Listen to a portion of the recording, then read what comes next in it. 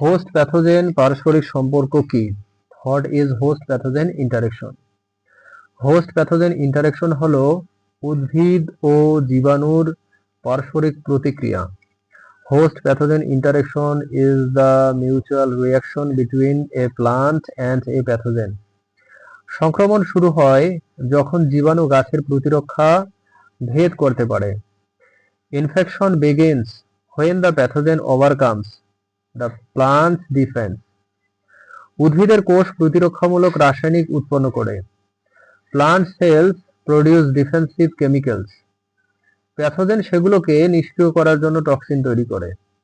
The pathogen produce toxins to neutralise them. এই লড়াইয়ের ফলেই রোগ সৃষ্টি বা প্রতিরোধ ঘটে। The outcome of this battle determines disease or resistance. কিছু জীবাণু এনজাইম নিঃসরণ করে টিস্যু ভেঙে দেয়। Some pathogens secrete enzymes to break down plant tissues. আবার কিছু গাছ হাইপার সেন্সিটিভ রেসপন্স দেখায়।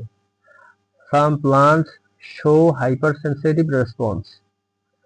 এতে আক্রান্ত কোষ দ্রুত মরে যায় এবং সংক্রমণ থেমে যায়।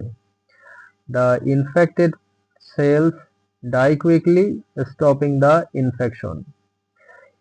এই সম্পর্ক অধ্যয়ন করলে রোগ নিয়ন্ত্রণ সহজ হয়। Studying this interaction helps in disease control. এটি রোগতত্ত্বের অন্যতম মৌলিক ধারণা। It is one of the fundamental concept in plant pathology. উদ্ভিদের শারীরবৃত্তীয় রোগ ফিজিওলজিক্যাল ডিসঅর্ডার কিভাবে ঘটে?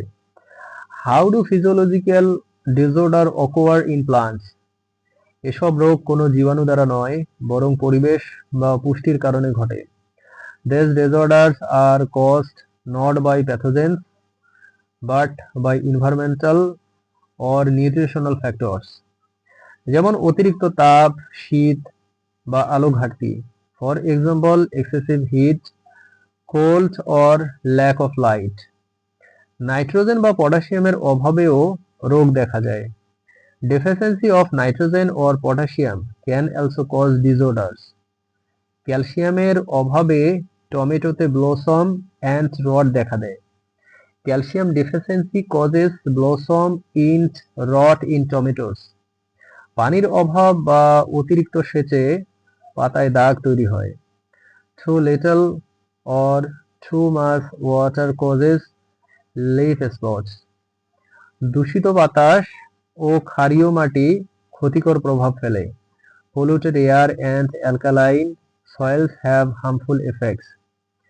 এসব রোগ সংক্রমণযোগ্য নয়, তাই চিকিৎসা পদ্ধতি ভিন্ন। These disorders are non-infectious, so treatment differs.